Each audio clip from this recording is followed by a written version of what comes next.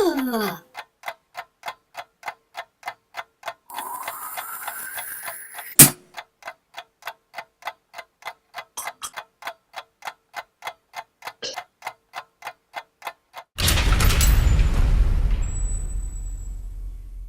the fuck up!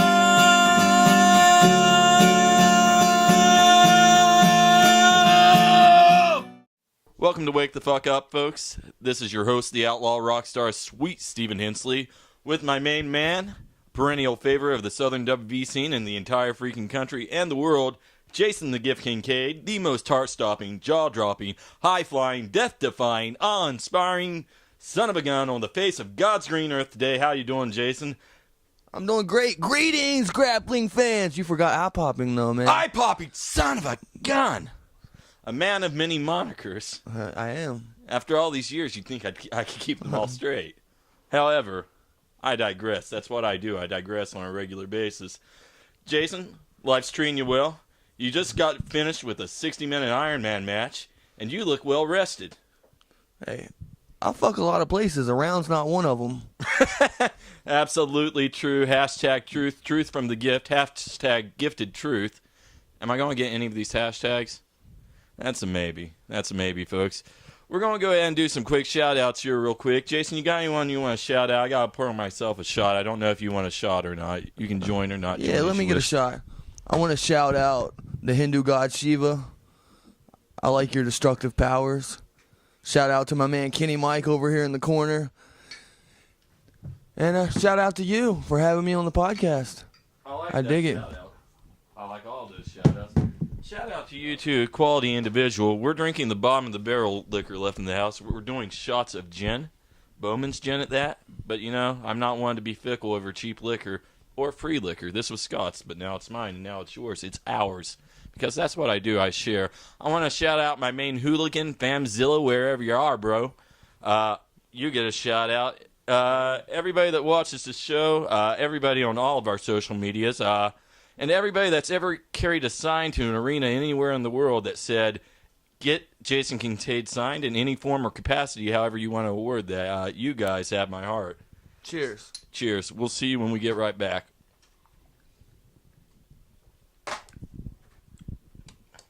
Tiny.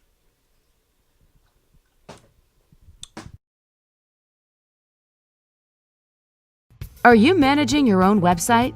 Have you had much progress lately? Let Cucumber & Company handle all the headaches. Your site will be mobile friendly, up to date, and search engine ready, starting at just $100 a month. Call today to get started. For the best websites in WV, call 304-250-0123. CucumberandCompany.com. Almost didn't have the cigarette out of my mouth when we started this. Fans, welcome back here. We've got a great show for you today. One of the hottest free agents in the world. How the man is still a free agent, How are you a free agent? That's what everyone's wondering. It defies all logic in our brains, our limited capacities for thinking. I'm just flabbergasted because you just called me hot. So, you got me taking shots. You're calling me hot. I got a thing for talent. It gets me off. I'm not sure that I want to be on this couch right now. I've seen this happen a few times. Let me make you another drink. We'll see where it goes. Don't click away. Well, you'll get fucked after the show one way or the other. It may be the end of the career, you never know. The whole thing is a train wreck. Seriously, though, it's surprising to a lot of people, and you get a lot of very vocal fan support and visual fan support. The number of times I've seen your name on Monday Night Raw or on a pay-per-view for World Wrestling Entertainment is phenomenal. I mean, it just goes on and on and on. It's at least once a month we see a sign pop up, if not more times than that. Tennessee, you'll see 4,000 in the audience. I'm surprised your name hasn't been chanted yet. Yeah, it's one of those things, like, there's very limited amount of spots in professional wrestling for guys. So it's just a matter of being at the right place at the right time and performing at your best level. So, like, does it ever frustrate you as long as you've been doing it as much? And you do have quite a bit of acclaim on the scene that you haven't gone that carrot, that you haven't gone that step forward. Not really. I'm a journey rather than destination kind of guy. and I get to travel all over the place, get to meet all kinds of cool people. I'm here taking shots with you, drinking beers. It's like, true. I've got a good life. I can't complain. Some people have to sit at an office all day. Yeah, screw the office job. Paperwork. There's something I don't want to do. See I that? hate paperwork. You're asking me to get signed. I don't even want to do the paperwork, man. Well, we can get somebody else to sign that for you. That's what agents are for. Yeah, my man Kenny Mike. Kenny. Ow! Kenny. All right, let's shift gears here. Let's do something for the Teen Beat section. You know, a lot of people talk about their influences, and everybody, I think I've heard you reference this before. Everybody, as they get older, they want to talk about the technical wrestlers they admired, those guys that were just so good, the Dean Malenkos of the world. And I love Dean Malenko. Dean Malenko mesmerized me in high school. Who was your favorite wrestler growing up, though? Who was that first, hook in the mouth? Sting. Sting? Yeah, Crow Sting. Crow Sting, really? Yeah, That was Black your and White. hookup? Yeah, because before that, I really enjoyed professional wrestling. Like, I liked Ricky Steamboat because of the martial arts type stuff that he was doing. But it wasn't until Crow Sting that I got hooked so deep that I used to dress like him in middle school. Like, I'd wear the black trench coat. I dyed my hair black for the first time. I would wet my hair between classes. That's how into Sting and professional wrestling I was at that point. And it was just before it became popular with everybody, so I was a complete loser for doing it. But I didn't care. I was awesome. You're in not my a own loser. mind. You're a wrestling fan. That makes complete sense to me.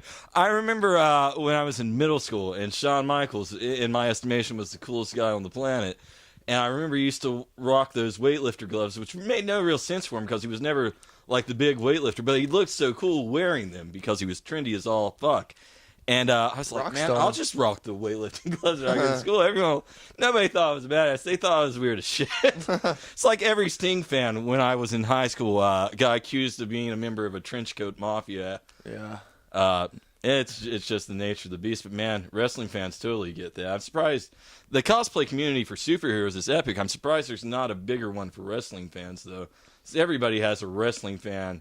Wrestler, that's just got that over-the-top gimmick that they just love and they want to emulate. Yeah, I just did a wrestling convention down in Dallas, and there were these two Mexican-American kids. They were maybe 6 and 8, dressed like the Nasty Boys. What? To the T. They had the trench coats, the spiked hair, Their favorite the cut-off shirts, everything. The most impressive part of this is that they decided the Nasty Boys. Yes. Legion of Doom, I've been like, yeah, that makes sense. If you have said, I don't know, the Nasty Boys, they're not on my radar at all. What's so awesome about that is the first night they were the Nasty Boys, and the next day they were the Legion of Doom. That's great. They should wrestle themselves, or at least cut promos against themselves. That would be the money for me. I'd cut the promo against myself as Hogan, then the Macho Man. Did you ever do the Macho Man? Be a man, Hogan. Are you listening to the rap song? I've only listened to fragments over it. I think I listened to it once in high school, and I was just like, I don't get this at all. I love it, man. But he did it, We all do strange things. I'm doing this show. This show is like career suicide and a loaded gun for me. But, we enjoy our life. I enjoy mine anyway. But yeah, I love the Macho Man voice. A little bit of my promo style, that inflection and the rhythm to it. The way you hold things out. I thought that before. I was actually going to ask you who influences your promos the most. Yeah, it's a combination of some of my friends, like Eric Darkstorm. When he gets really excited, he's got a very unique cadence to the way man, I can't wait to get that motherfucker in the ring. I want to bitch smack him in the... I think I've heard that promo backstage before. Yeah, and then... my buddy Jazzy, he gets super excited about stuff, and I try to bring that to it a little bit, too, because Jazzy will be like, yeah, man, and then we're over there, and we... It builds your adrenaline up just listening to him talk about whatever it is. That man, I was getting up in that pussy, and yeah, man. Hell yeah, you were. You know what I just recently found out about Eric, and I did not realize it before? He's got some hip-hop music out there. Oh, he does. I did not realize that at all. He sent me a link. He's got boots with tennis shoe bottoms. He sent me a link for it. At first I was like, what's this? And I went to, I was like, well, this is his name on the page. Well, we'll go ahead and give this a link. I was expecting rock or something. I was not expecting hip-hop at all, but Some of it is really surprisingly quite good. Surprisingly, Well, you never he's know gonna be what cutting a promo on you now. It's like any time that you start to identify somebody with doing one thing so Right. well, it's very surprising to find out that they do anything else quite as well on a level that you'd be like, man, somebody should be watching this, somebody should be listening to this, somebody should be paying attention to this. I mean, I have respect for anyone that goes outside of their comfort zone, but he seems very much in his comfort zone doing that. I guess is the better way to articulate that. The other way sounded insulting. Yeah, he actually quit I need wrestling an for a little interpreter. while to move down to Atlanta. He was signed to a record label. I didn't know that either. Yeah. The many lives that you don't know about your friends. Jason, what's the damnedest thing that you've seen during your tenure on the wrestling scene? You know, very recently, I don't know if it's the damnedest thing, because I've seen a lot of damned things. The guy who trained me, Scotty McKeever, I believe he was on Wake the Fuck He Up. was on here. He's a pistol. I was at an event in Bluefield, West Virginia, Goddamn cell phone. and he came in his tights, no shirt on, sweat pouring off of him. I mean, Niagara Scotty, carrying a giant teddy bear. And I'm selling it, watching him, and all these jaded wrestlers around me are not even acknowledging the fact that he just stumbled in carrying a giant teddy bear with his tights on. He's not booked for this event. I'm still not sure why he was there. Is he backstage or just? And he's like, "Hey, Jason, I got Ted 3 with me." And all right, Scotty. So why does he have the teddy bear? He was going to trademark it so he can make $1 billion off of Seth MacFarlane, Ted 3. Yeah. I mean, This makes perfect sense. drunk logic. It's Scotty McKeever logic. Hey, Scotty McKeever trained me in a half-burnt-down skating rink in Oak Hill, West Virginia. So Scotty McKeever, he's the guy that started the old ball of rolling, that snowball Yes, sir. that became the avalanche. Yep. Finished up with the Batten twins, but yeah, Scotty was the first guy that You trained me. finished up with the Batten twins. Yes. I called, I believe Bart, I think I called commentary with, for the Wilson Memorial Show. Oh, cool. Nice guy. Very nice Yeah, guy. he used to fuck with me too. Like, in my first training, like Scotty McKeever would tell me to start bumping, like break falls, falling flat on your back, and he's like, "Don't stop until I tell you to stop." And this motherfucker would leave the building. He would go buy a case of beer and drink it in the parking lot, come back in staggering like, "Oh, you're still bumping?" I've taken a couple hundred bumps, at least like years off of my career. Okay, now hit the ropes. And then I have to hit the ropes until I puked. I can just picture drunk Scotty McKeever like telling you everything. Yeah, you need to take a bump there. Yeah, I can absolutely. I mean, he taught me a lot, though, like, good stuff. But then the Batten twins finished me off. But How to finish a case of beer. they would fuck with me a little bit because they like to rib. So they would teach me how to do something wrong in training. Mm-hmm. Just to, So wait, why are they teaching you to do wrong? like a headlock, they would teach me the wrong grip or like the wrong footwork, and then they would watch on the monitor with the rest of the boys. And if you did it, you would come back from the ring to the locker room, and they'd be like, "You idiot! You don't even know how to do a headlock. So Look at this moron. We've got him training every week, and he don't know how to do a headlock. Sons of bitches." That sounds awesome. I would totally do that. I love it. Do you do it? Do you get a chance to train anybody yourself? I haven't trained anybody. Like I Just typically pass on like advice? take people under my wing. Like Benny Conley's a guy that he's I already like trained, but I Nice- try to nice help him young take man. him on the road and get more experience under his belt, give him some advice. But I don't like to start from the ground up. Like I'm too busy out there trying to have life experience to go over headlocks and stuff. Yeah. You are very good at dispensing advice. I'd say I could count you and maybe 3 other people on one hand of people that have given me relevant, articulated advice. I've had some very incoherent ramblings. Hey, That wrestling's weren't good for quite that. advice. But you and Ricky Shane in particular, Ricky Shane is great at giving just solid, logical advice, half of which I think he's accredited to you in conversation to me. But good guy. You're one of the few people that's ever given me commentary advice that was of any note.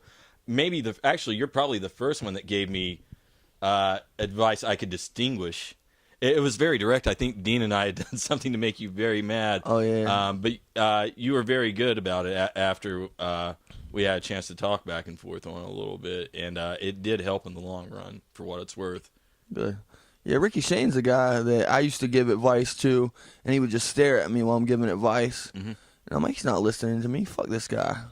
But then, like, the next time I watch him wrestle, he would have applied everything that I said. I was like, oh, he was listening. Is he still wrestling? As opposed to some guys that are like, oh, yeah, sure. Yeah, cool.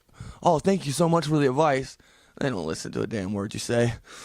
But, he's not wrestling. No, he had a neck injury. He was very talented. Very talented. Too. But he's a family man. He's fishing his ass off these days. Well, good for him. I'm glad he gets that time. I know how much spending time with his kid meant to him. Oh, yeah. So, Ricky, here's to you and your life as a family man. Very Ricky proud Shane. of you. To Ricky Shane. This seems like a good time for a commercial break. We'll get up. We'll wrap this up. Stay fucking tuned. Let's pay the bills. Pay the bills. For Steve, collecting debts was a quick paycheck. Get fucked, dickhead! Until they pushed him too far. Check is in the mail. Your head's in the mail. Steve didn't pay the power. Steve will masturbate in your shower.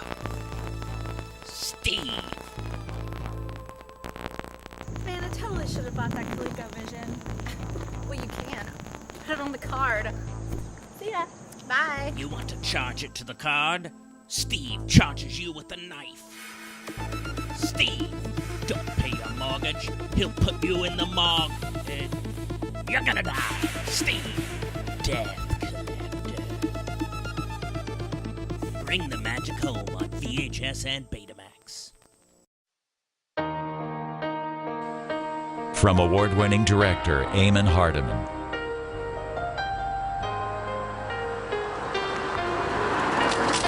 When Simon Robertson and his family moved to a new town, you know, I think we'll be very happy here. he thinks his biggest problems will be making new friends. What the fuck? You just got pork chop, bitch. Schoolwork. In fact, the school board knew I was teaching you about pork chop. Being some serious shit. But small town life isn't as simple as he thinks.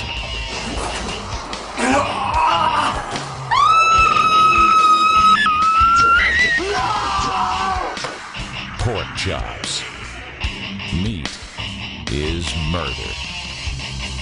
Bring the magic home this holiday season on DVD and Blu-ray.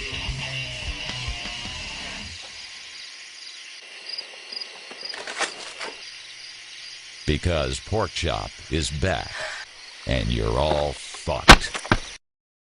Wow. Yep. That was definitely tolerable.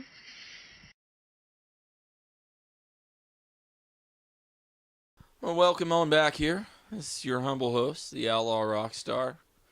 I would like to take the time now to announce my candidacy for the presidency in about 4 years and some change. That'll be in like 2020. What party are you running with? Then. What's that? What party are you running with? The ball sack party. Ball sacks. I'm going to keep it real. I'm going to keep it real profane. But nobody's going to sponsor me, so I certainly won't be bought and paid for. So you got that going for me. And I have no knowledge of anything, which is not too atypical of any of the other political candidates. But what I am going to do is tell you that we're fucking shit up all the time. So that's my platform. When we're fucking up, you're going to hear about it. Honesty in politics. Honesty in politics. It's a path for career suicide, but really, if I can get 3 months out of a political office, that paycheck's still pretty good. I'll just keep selling comics on eBay. Keeping it real. Anyway, we're back with your guest, Jason the Gift Kincaid, my guest and your guest, the world's guest. And my man Kenny Mike that I've been shouting out. As you can see, he's rocking the Jason Kincaid Technical Wizardry t-shirt. Oh, my. Please, Disney Corporation, don't sue me. I think it's your protected parody. Yeah. Parody. He's got a red beard. That looks nothing like that other guy. That's Jason Mouse. You know? And he's been in existence since the 1910s, you know? And we bought the original portrait. So technically he owns the right to that likeness. So maybe you owe him money, Walt descendants. I digress, however. Jason, before we get into the ending of this, the fans in the fanverse of wrestling, they want to know about some of your matches. Can you tell us about some of the matches that hold significant meaning to you? Yeah. Like, one of the first matches that really helped me break out as far as, like, being one of the best in West Virginia meant a lot to me when I first started. So I got to wrestle AJ Styles in St. Albans, West Virginia. Wow. And it was really cool because I thought that I was in good shape because of everybody else that I was wrestling. I mean, you've seen a lot of West Virginia wrestlers. Yep. I mean, I was kind of wanting to be the smartest kid on the shortest bus in a way by wanting to be the best in West Virginia. But AJ showed me that, like, I wasn't on the level that I thought I was. But the people around West Virginia, when they saw that match, it put me on a higher level of esteem and really helped me branch out into other areas and get my name out a lot more. So that meant a lot to me. So what were you able to take from the match with AJ going forward after you being humbled, is that the appropriate way to say that? Or I think that I just needed a harder work ethic. Mm-hmm. Like, I've always been humble. It wasn't about that. It was about understanding that there was a level of being in ring shape that I just wasn't a party to before that, because I'd been in the ring with guys that I thought were in shape, but not like AJ was in shape. So that was a learning lesson. Also, guys like Chris Hero, I've had matches with him in West Virginia and in Canada, and each time I'm in the ring with him, I learn something different. Like, whether it's how to go into certain moves a certain way or just how to have energy deep into a match. But, like, most recently, I was in the ring with Michael Elgin, and I think he might be the best wrestler I've ever been in the ring with. He's absolutely a machine. And it's the little things, like, as a fan, you might not even notice it, but as a wrestler, there was a point where I was laying on the floor in pain, like, thinking, he is so much better than me. It's ridiculous. And that's a great thing for me, because I need to keep myself motivated. Like you were talking about being signed and everything. And sometimes, like, that's not really that important to me. It's really just about the experience and doing my thing. But knowing that there's guys out there that are that much higher than me in ring, like with little teeny tiny things that you wouldn't even notice otherwise, it's a great motivating factor, because I want to be the best wrestler in the world. Absolutely. Now, you talked about wrestling in Canada. How much traveling have you done for wrestling? Like, what's the furthest place you've traveled in terms of cultural difference to the way that the fans perceive it? I did a couple tours in Mexico, and that was a lot different. Like, Canada's cool. Did you do the mask in Mexico, or were you still Jason Kincaid? I was Jason Kincaid, but when I went down there, I'd already had the beard and the braids, and they started calling me Vikingo for Viking. So I started using that down there, so it would be like El Vikingo, Jason Kincaid. And it kind of inspired the look that I'm going with now, with like the shoulder pads and all that stuff. But I love Mexico. The food's great, the people are great, and the style's so much different than what I'm used to. Because even in like Canada, it's very similar, but down there, it's such culture shock that I really enjoy it. I've always wanted to go to Mexico. I do love Mexican food as much as anyone in the world. The food is amazing. But I've always wanted to experience Lucha Libre in an authentic environment where it originated. There's so many different things. At least when I watch traditional Lucha Libre with the Spanish commentary, which I can never understand. Which actually for me is fortunate as a commentator, because it allows me to actually practice if I'm watching it by myself much easier. but especially the 6-man matches I've always been fascinated by. Did you get to do any of the 6-mans? I know that's a big part of the heritage down that way. Yeah, the first few matches that I did down there were the trios matches, the 6-man tags. And I thought I knew the rules, but I didn't know the rules. Because they're 2 out of 3 falls, but you have to pin 2 people for 1 fall unless it's the captain.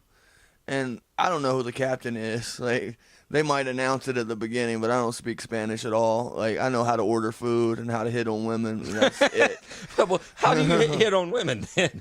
Well, we're talking about overcoming language barriers. If Steve Hensley is drunk in Mexico and I'm at the bar sipping on some tequila and I see a pretty senorita, what do I say? Hola, mama.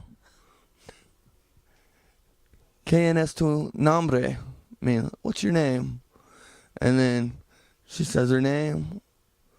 And then now I'm going to have to ask for my translator. But I've broken the ice. Now I've got my buddy with me. Now you're the charming foreigner. Yes. This is like when we meet a foreign girl with that adorable accent. We're like, absolutely. Wow, mysterious as all fuck. So technically you're a leg up. So as long as they don't understand English, you remain mysterious. Yes. You're like a foreign god and a wrestler. I try. Now, are wrestlers, are they more revered in Mexico? Yeah, they are. And the fact that you don't know people's identities, I think, creates a mystique about people that, like, I saw guys driving to the venue in their masks, so the fans don't know who you are. It really makes them want to, that much more want to get to know you. It's not just a wrestler, but as a person. So I think that adds to it a lot. Would you say, thus far, do you have a match that you would pinpoint as being the high point in terms of the evolution of your career? Nah, hopefully I haven't had it yet. Hopefully not. I just had a match at Ring of Honor that was a big deal for me, for a guy that was watching the very first Ring of Honor events on VHS tape that I traded for. But you were a tape trader. Yeah, a little bit. You were one of the guys we were talking about during the break. That's awesome. Yeah. You're like a unicorn back in the day. You don't meet tape traders very often. They're very valuable for wrestling dorks. I know because my one tape friend had everything I wanted to watch, and that benefited me as much as anything. YouTube killed the tape trading business. Yeah, it's very well. It's still there. It's very, very niche now. Yes. Very niche. All right, we're winding down here on the midnight hours, the post-midnight hours, but this will be in fall. It might come out one in the afternoon. But we do have to wrap this out. Jason, you said earlier you have a very supportive social media that you want to give some love out to. I'd like to give you the opportunity to go ahead and give some love where it's due. Yeah, shout out to my fans on social media. He's talking about the people that hold up the signs in Raw and SmackDown and the pay-per-views and Ring of Honor, signed Jason Kincaid. Like, I've got so much support. Like, one of the women that holds the signs, I never even met her in person. She's just following me on Facebook first. So if you want to follow me on Facebook, it's /Jason the Gift Kincaid. On Twitter and Instagram, it's @GiftKincaid. And just keep supporting independent wrestling before his friends list fills up. Yes. Could be tomorrow. I think it might already be full, but you can still follow me. Fair enough.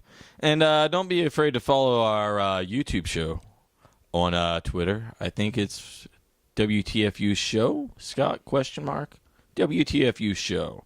We have a Facebook page. I think it's a similar name. I don't know. It'll be below the video. There's a link. Scott always puts a link, I think.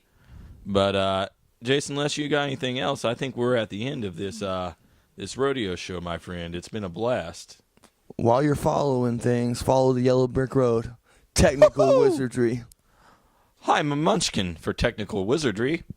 I'm just down here on the floor, just doing my little dance. Calm down, Sigmund. All right, we'll see you next time. Kincaid. What you gonna do today, motherfucker? Can't you know your plans are wet? Wake the fuck up. Get the fuck up out of bed. Cake baker, Wake it, bake it, kill it, feel it. Wake the fuck up.